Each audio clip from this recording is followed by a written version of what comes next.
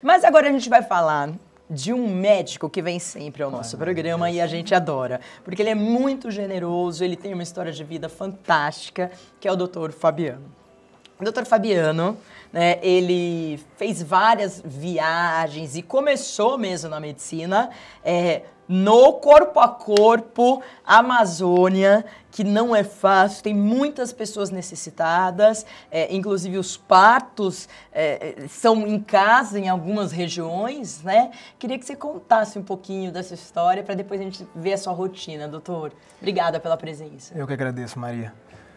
Então, minha história com a medicina, ela é desde a infância, né?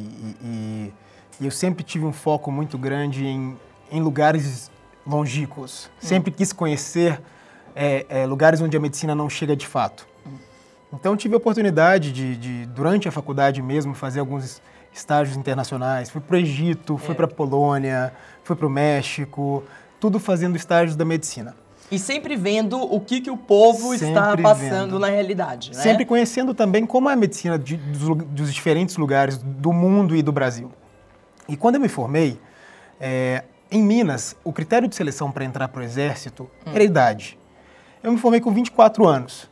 Obrigatoriamente eu ia servir o serviço militar, né? E eu disse, bom, se eu vou ter que servir o Exército, por que não ter uma experiência incrível? Por que não voluntariar-me para ir para a Amazônia e ter uma experiência muito diferente? Então, eu comecei a me planejar uns 2 anos antes de me formar e me voluntariei para a Amazônia, para o Exército, e fui ter uma experiência incrível na Amazônia. Inclusive, eu disse que eu gostaria de ir para a fronteira, eu não queria ficar em Manaus, por exemplo, eu queria ficar em uma cidade, né? Que é uma cidade grande, uma capital, e é uma cidade muito bem desenvolvida.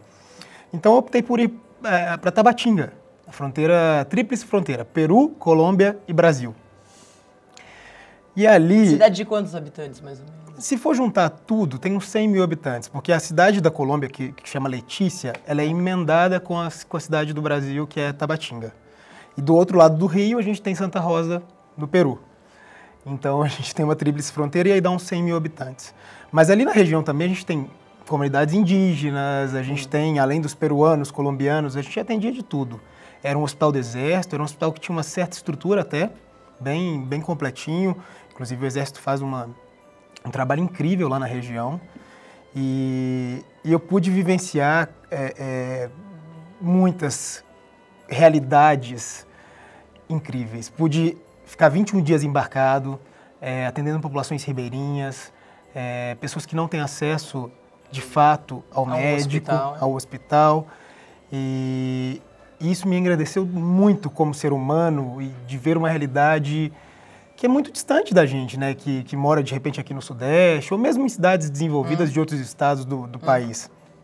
E para mim, vivenciar essas realidades me fez maior na minha profissão. Mesmo morando hoje em São Paulo, que é a maior cidade do Brasil, mas me trouxe uma realidade humana a mais para a medicina, que eu acho que eu já tinha, inclusive por isso eu fui buscar em outras regiões. Deve ser bem legal, né? Porque ele salva um monte de pessoa. É um negócio humano.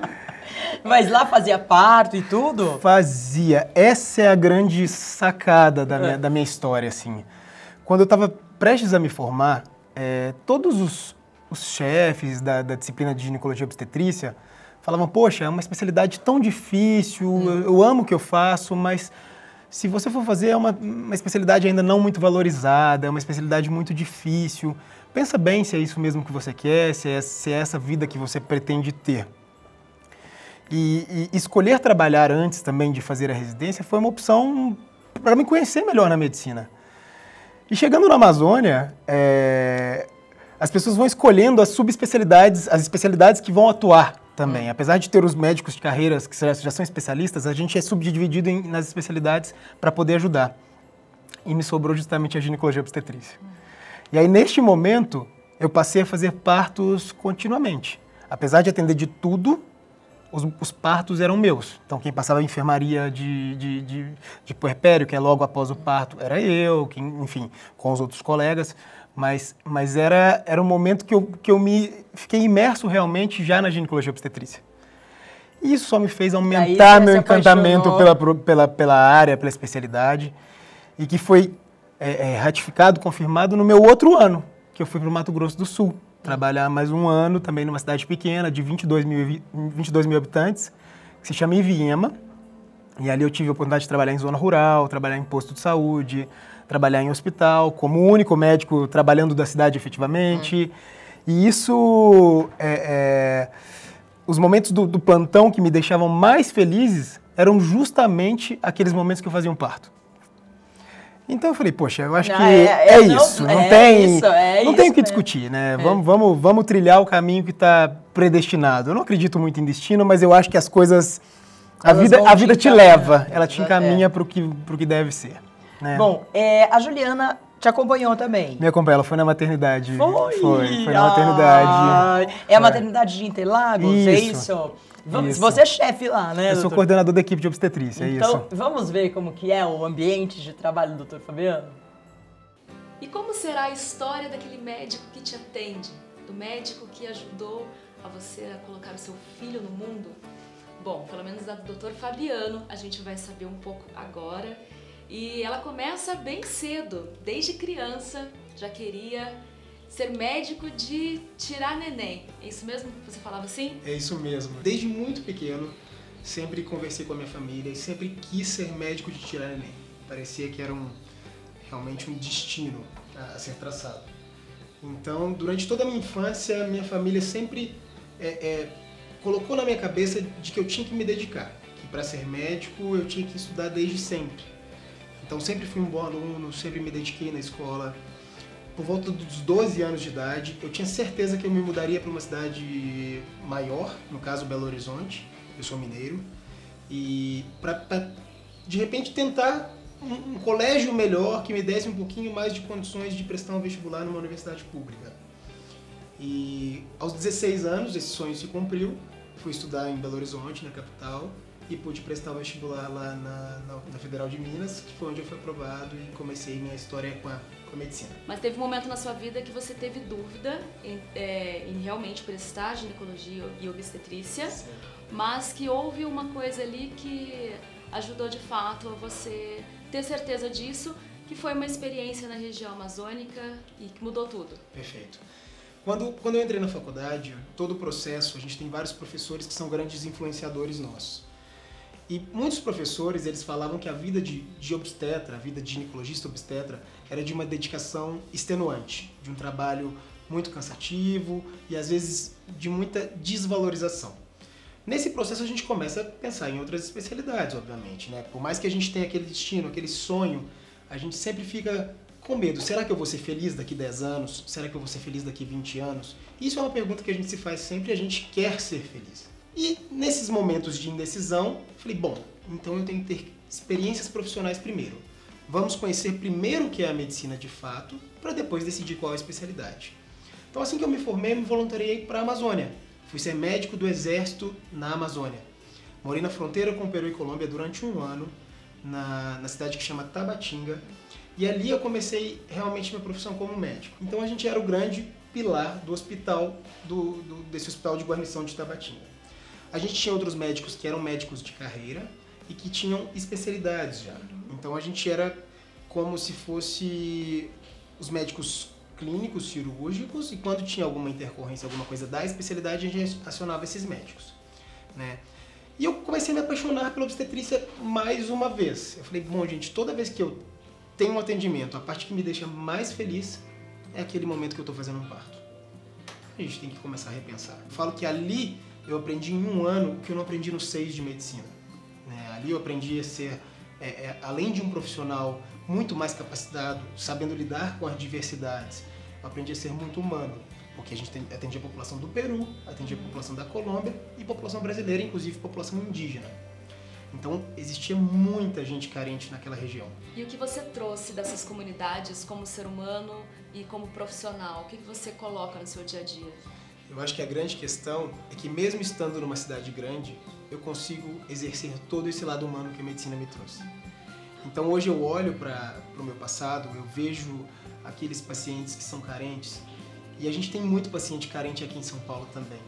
Então essa carência não é uma coisa específica da Amazônia, não é uma coisa específica do Mato Grosso do Sul. A gente tem isso em qualquer lugar, né? Eu atendo aqui hoje na maternidade de Interlagos, a gente tem como referência uma zona grande, que é a zona de Parelheiros, que tem uma população extremamente carente. E a gente consegue trazer esse lado humano também aqui para a maternidade.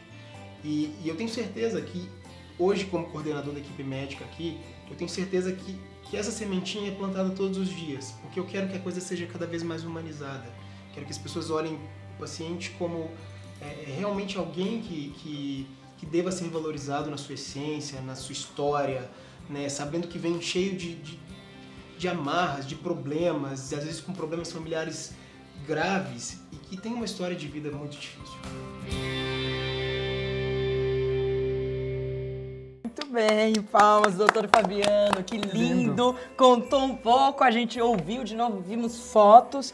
Na verdade, você acha que ser médico é uma missão? Eu acho que pelo menos deveria ser. Eu na minha vida, eu considero que sim, é uma missão.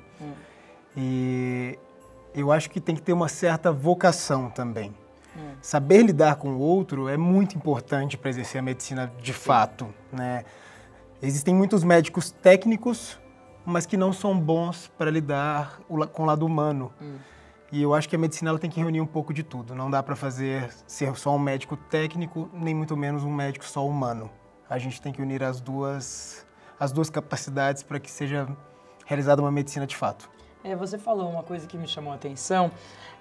A gente vê hoje, as pessoas comentam, falam assim, o médico no SUS, por exemplo, tem muitos médicos excelentes, como você, mas não é questão do SUS, tem médico que pega a sua ficha, toma não sei o quê. Eu vejo as pessoas mais carentes, elas demoram muito tempo para marcar um exame, para fazer até um exame de sangue demora. Toma isso daqui. O médico não olha para sua cara, né? Muitas vezes. Não aconteceu comigo, mas eu conheço muitas pessoas que aconteceu. Então, nas profissões tem profissionais ruins e profissionais bons em todas as profissões. Mas o ponto que eu quero chegar é que, quando a gente fala do médico, vem muita lembrança do médico à moda antiga, que é aquele médico que senta com a gente, olha na nossa cara e investiga você. Não é uma coisa que sentou, deu um remédio e acabou. Eu acho que é muito isso. Eu acho que a medicina ela tem proposto trazer isso de volta mesmo, tanto que a medicina de saúde de família e comunidade tem crescido, tem sido reconhecida muito mais como uma especialidade de extrema importância, e ter esse olhar completo para os pacientes volta a ser uma questão, né? Antes, o que acontecia? O médico ele era um médico da família que ele conhecia toda a família, conhecia toda a história, todas as subespecialidades ali daquele paciente. E então a medicina se compartimentou muito. Então você tem um problema de estômago, você vai no gastro, você tem um problema no dedão do pé, você vai no ortopedista, e a coisa ficou toda compartimentada. Não existe um médico que reúna todas essas questões. Então esse olhar ele tem se modificado de novo. E todo mundo tem procurado, ou pelo menos deveria, humanizar e olhar o paciente como um todo. Uma paciente que chega para mim, na ginecologia, ela é uma paciente também clínica, né? Ela é uma paciente que eu tenho que olhar como um todo. Eu tenho que ver se ela tem pressão alta, eu tenho que ver se ela tem se ela tem diabetes, se ela tem qualquer outro problema de saúde que a gente deva tratar também, né? Isso é olhar o paciente de forma integral. Ainda hoje, qual é o principal problema que existe? Por exemplo, os ribeirinhos que a gente visitou, tem lugares que não tem nem luz na Amazônia ainda, né? E que as pessoas vivem com dificuldade e principalmente, assim, o tempo dela, de repente, ficar doente com uma coisa grave e ela pegar um barco para chegar num posto de saúde, eu não estou falando nem hospital, é o tempo que ela pode morrer. Sim, eu tive um atendimento nesse hospital de Tabatinga de um jovem de 16 anos que tinha sido picado por uma jararaca e chegou 48 horas depois no hospital. Já chegou com um quadro hemorrágico grave, felizmente saiu, ficou vivo, mas poucas horas depois ele fatalmente não sobreviveria. Então você vê a dificuldade de acesso realmente, porque até que ele conseguisse um barco que o levasse até uma região de atendimento hospitalar e que tivesse o soro antiofídico, porque não adianta nada você estar num local, você chegar, por exemplo, num posto de saúde, você não tem um soro antiofídico. Você não resolve nada por esse paciente. Então, eu acho que um dos grandes problemas que eu vivenciei nessas regiões foi exatamente a falta de recursos.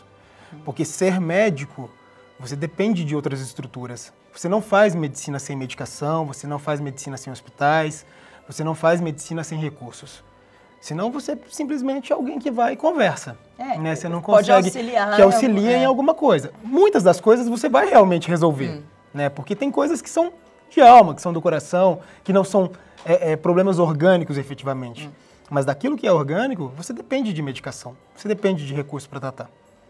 Quero aproveitar esse momento para parabenizar nesse dia, né, véspera de Natal, a todas aquelas pessoas, os médicos, enfermeiros e voluntários que trabalham nessas zonas de risco que nós temos no mundo todo, os médicos sem fronteiras, nós temos enfermeiros maravilhosos em hospitais, tanto hospitais públicos e particulares, e esses médicos que se aventuram em vários locais, as pessoas que coordenam postos de saúde, às vezes uma enfermeira que num lugar desse, ela coordena tudo e ela faz meio que todo o trabalho. Então, assim, é um momento de parabenizar porque são verdadeiros lutadores, batalhadores e a gente precisa disso, principalmente no nosso país, que é um país pobre em desenvolvimento. Eu queria até aproveitar para dizer que o SUS ele funciona muito porque essas equipes de saúde elas são muito engajadas e elas querem fazer, as pessoas querem fazer com que funcione bem. Então, às vezes nas adversidades, a gente descobre estratégias de burlar esses problemas e dá um jeito de fazer o melhor atendimento para aqueles pacientes. Sem dúvida. É uma luta diária, não tenho diária. Dúvida. É uma luta né? diária. Até séries em televisão, tudo isso já é mostrado e as pessoas sabem. E a gente precisa, claro, de um posicionamento do governo e um maior investimento, com certeza, em saúde. Sem dúvida. Obrigada, doutor. Que delícia. Muito bom. Maria. Só que você também não ficou sem uma homenagem. Deus, não claro. Brinca. Vamos ver, pode rodar. Fabiano, você sempre soube o que queria ser. Desde muito pequeno, já dizia que gostaria de ser médico e de tirar neném. E você sempre perguntava, posso ser médico, motorista de caminhão e astronauta? Você variava sempre as profissões, mas dentre elas sempre mantinha a medicina. Aos 8 anos de idade, você nos pediu de presente um aquário e gostaria que o instalássemos no seu quarto. E assim o fizemos. E todo o dinheiro que você recebia, você revertia em peixes coloridos, lindos. Um dia você chegou com um peixe feioso, marrom. E eu falei, por que esse peixe, Fabiano? Mãe, é fêmea e está grávida. Aí você colocou junto no aquário e até que um dia ela pariu, a gente ficou feliz e tal. Só que no dia seguinte fomos ver, não tinha um peixinho mais. Os adultos haviam devorado todos eles. Você ficou muito triste, voltou na loja e comprou novamente outra peixinha grávida. E junto com a peixinha você trouxe um berçário, que era para isolá-la dos outros, para que não acontecesse a mesma coisa. E foi ficando, e a peixinha nada de parir. E a demora era muito longa. Certa noite, de madrugada, eu acordei, a luz do seu quarto estava acesa. Fui verificar o que estava acontecendo. E você me disse, mãe, abri a barriga da peixinha e tirei todos os seus filhotes com vida. E ainda questionei que a mãe tem prioridade de vida. Mas você fizera aí, meu filho, a sua primeira cesárea. E para ilustrar tudo isso, o belo ser humano, o competente profissional, a pessoa ética e íntegra que se formou e firmou em você, uso de belas palavras de Fernando Pessoa. E a minha alma alegra-se com seu sorriso, um sorriso amplo e humano, como o aplauso de uma multidão. Tenho hoje aqui o imenso prazer, enorme orgulho e a imensurável oportunidade de aplaudir você com todo o meu amor para todo o Brasil. Fabiano, sempre sonhei em ser médico. realizei esse sonho através de você. Tenho orgulho de ser seu avô. Que Nossa Senhora da Aparecida te cubra de bênçãos. Estou te esperando para o Natal. Viu? Um abraço. Dindo, eu amo brincar com você. Estou com saudade de você. Eu te amo muito você. Beijos. Tchau. Ai, gente, Ai, que coisa olha, mais a linda. Marília tá chorando. Eu também, eu Todo também. mundo chorando, que lindo. Eu também. E esse ano foi um ano muito triste na minha família. Nós perdemos minha avó, a esposa desse meu avô que falou. Ela faleceu em julho. E já vinha muito doentinha, então já era algo que era esperado. Mas realmente esses momentos eles são de muito sofrimento, mas eles também são de muita união da família, né? Sempre que acontece alguma coisa, a gente se reúne e vê quanto é importante essa presença familiar. E apesar de eu ter saído de casa muito cedo, aos 16 anos, se tem uma coisa que eu tenho muito vínculo mesmo é com a minha família.